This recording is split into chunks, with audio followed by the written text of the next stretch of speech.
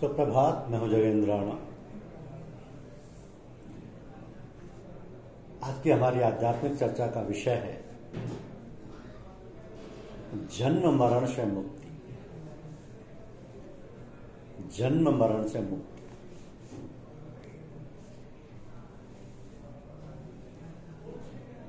विषयों का राग पूर्वक सेवन करने वाला ध्यान योग का साधन नहीं कर सकता।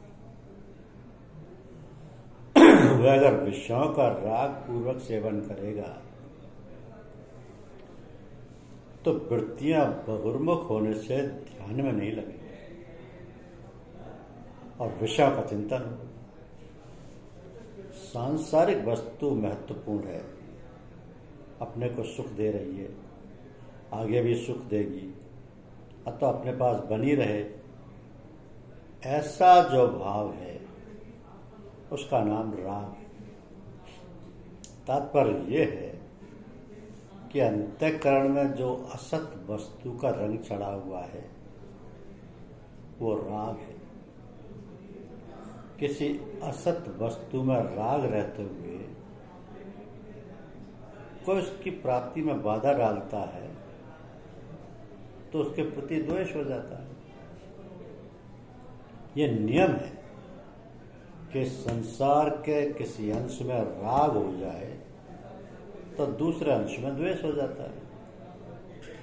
यदि अपने ही शरीर में राग हो जाए तो शरीर के अनुकूल वस्तु मात्र में राग हो जाता है और प्रतिकूल वस्तु मात्र में द्वेष हो जाता है।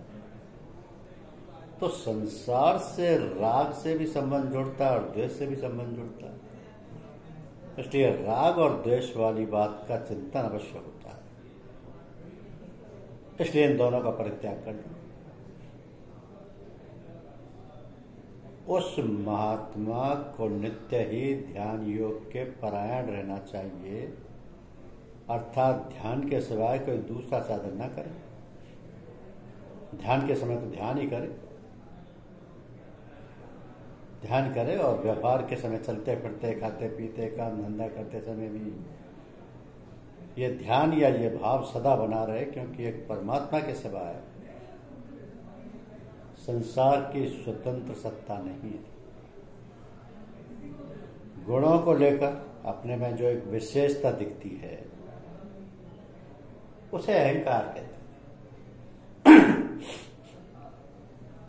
तो जबरदस्ती करके विशेषता से मनमानी करने का जो आग्रह होता है उसे बल कहते हैं। जमीन जायदाद आदि बाह्य चीजों की विशेषता को लेकर जो घमंड होता है उसे दर्प कहते हैं। तो भोग पदार्थ तथा अनुकूल परिस्थिति मिल जाए, इस इच्छा का नाम काम है। अपने स्वार्थ और अभिमान में ठेस लगने पर दूसरे का अनिष्ट करने के लिए जो ईर्ष्या पूर्ण वृत्ति पैदा होती है उसको क्रोध कहते हैं। तो भोग बुद्धि से, सुख आराम बुद्धि से जो चीजों का संग्रह हो जाता है उसे परिग्रह कहते हैं। तो ऐसा साधक अहंकार, बल, दर्प, काम, क्रोध और परिग्रह इन सबको त्याग देता है। अपने पास निर्वाह की जो वस्तुएं और कर्म करने के लिए जो शरीर, इंद्रियां आदि साधन हैं उनमें अपनापन ना हो। अपना शरीर, वस्तु आदि जो हमें प्रिय लगते हैं उनके बने रहने की इच्छा ना होना, ममता रहित या निर्ममता होना है।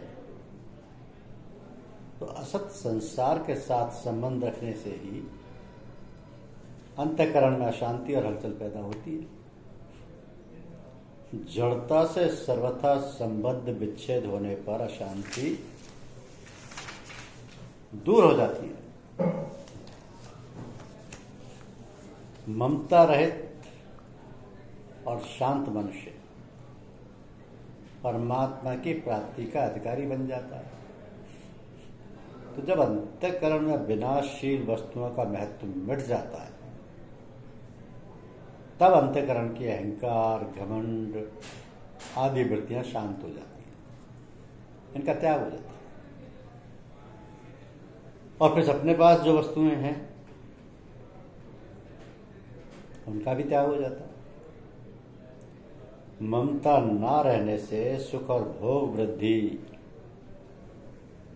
से वस्तुओं का संग्रह नहीं होता। जब सुख और भोग बुद्धि मिट जाती है तब अंतःकरण में स्वतः स्वाभाविक ही शांति आ जाती है। तो इस प्रकार वह महात्मा साधक असत से ऊपर उठ जाता है और ब्रह्म यानी परमात्मा की प्राप्ति का पात्र बन जाता है। तो पात्र बनने पर उसकी ब्रह्मभूत यानी परमात्मा में स्थिति,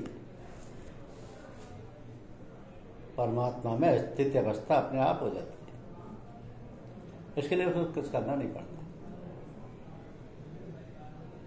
इस अवस्था में मैं ब्रह्म स्वरूप हूं और ब्रह्म यानी परमात्मा मेरा स्वरूप है, ऐसा उसको अपनी दृष्टि से अनुभव हो जाता है।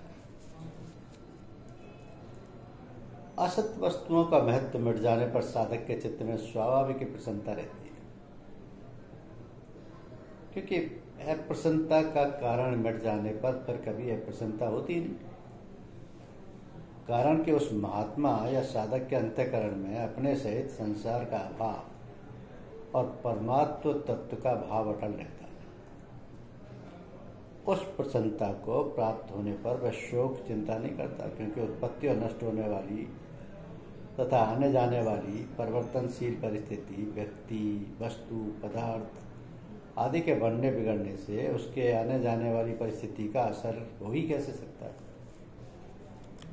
तो जब तक उस साधक में किंचित मात्र भी हर्ष, शोक, राग, द्वेष आदि द्वंद्व रहते हैं, तब तक वह सर्वत्र व्याप्त परमात्मा के साथ अभिन्नता का अनुभव नहीं कर सकता है। तो अभिन्नता का अनुभव न होने से वह अपने को संपूर्ण भूतों में सम नहीं देख सकता। परंतु जब साधक हर्ष, शोक आदि द्वंद्वों से रहित हो जाता है तब उसे परमात्मा के साथ स्वतः स्वाभाविक अभिन्नता का अनुभव हो जाता है।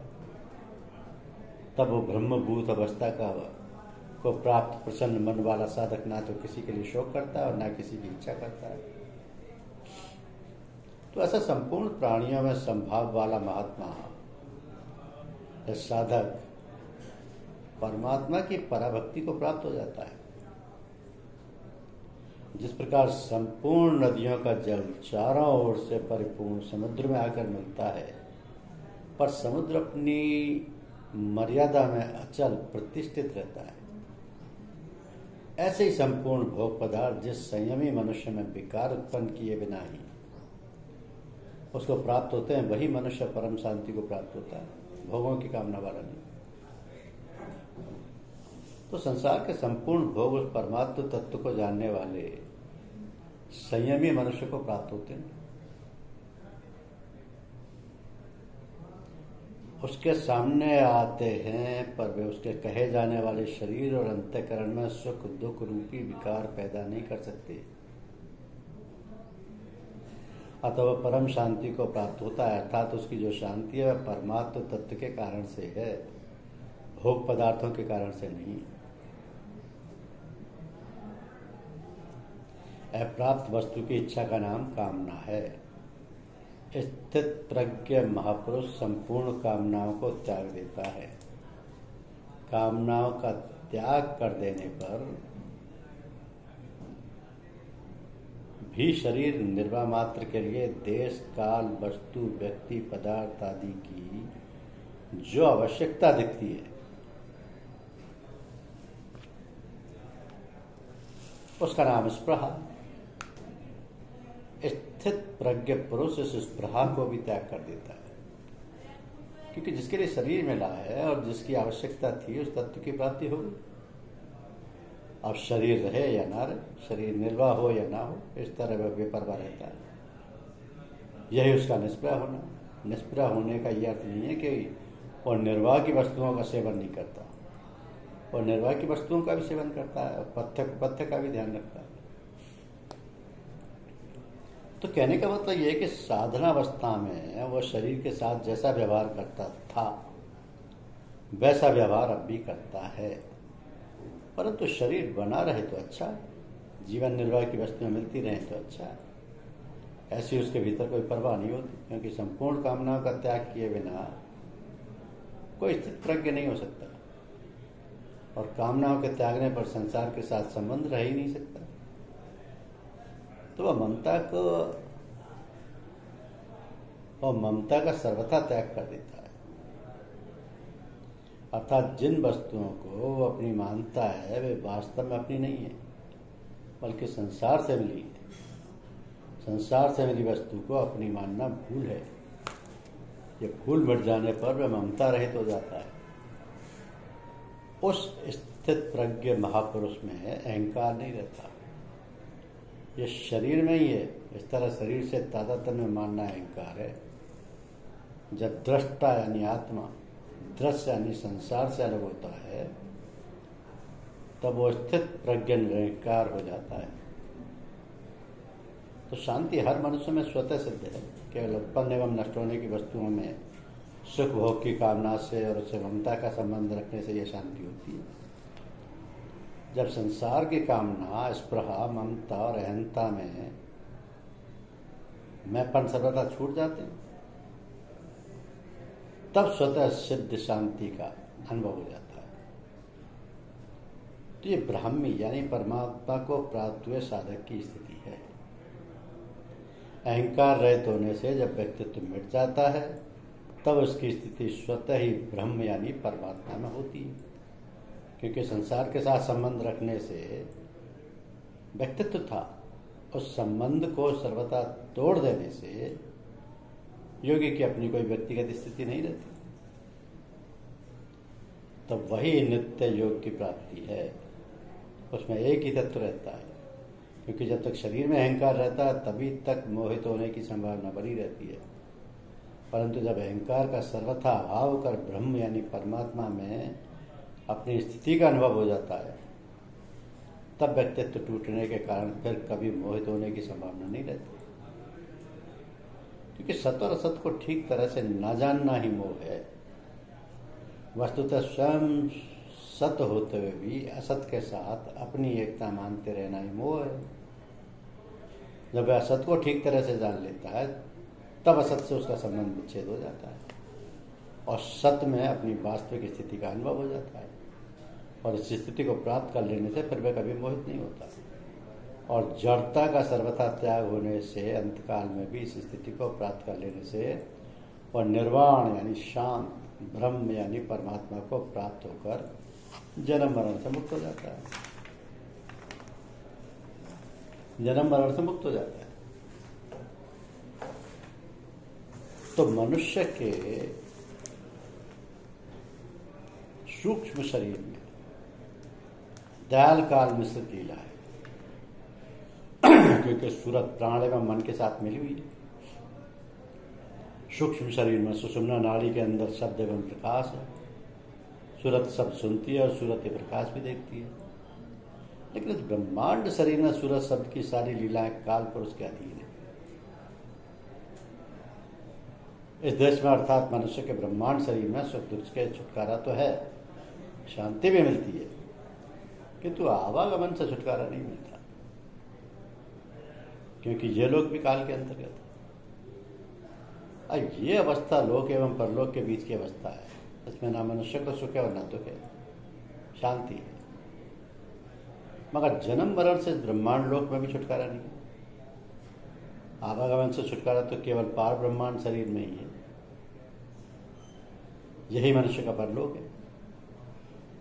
तो एक व्यक्ति सतगुरु से सूरज शब्द योग की दीक्षा लेता है और सूरज शब्द योग की कमाई में लग जाता है। वो शस्त्र दल कमल का साधक है। सतगुरु की दया से घंटे और शंख की ध्वनि उसकी सूरज सुनती है। इसी अवस्था में उसका शरीर छूट जाता है और उसका पुनर्जन्म होता है। तो वो दूसरे जन्म में 5 या 6 वर्ष की अवस्था से ही सहस्त्र दल की कमाई से शुरू करेगा और सतगुरु की दया से उसकी सूरत ऊपर के लोकों में चलती चली जाएगी। इसलिए सतगुरु की हिदायत है कि शांति के लोक से भी ऊपर चढ़ो।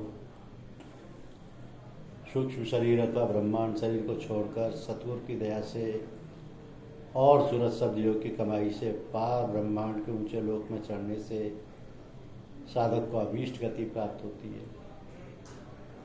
तो जो ऊंची से ऊंची मंजिल है मनुष्य के पार ब्रह्मांड के मध्य में सतलोक है, जहाँ के अधिष्ठाता सतपुरुष है। साधक के सतलोक में पहुंचने पर आवागमन के चक्कर से छुटकारा मिलता है। यही मनुष्य का परमार्थ है, परलोक है। तो लोक और परलोक के दोनों मनुष्य की अपनी आंतरिक अवस्था है। लोक और परलोक एक दूसरे से बिल्कुल भिन्न नहीं है, बल्कि दोनों एक दूसरे के पूरक है। जिसका लोक बनता है उसका ही परलोक बनता है, जिसका लोक ही गलत है उसका परलोक क्या बनेगा। सतगुरु की दया से सफल लोक ही सफल परलोक की कुंजी है। धन्यवाद।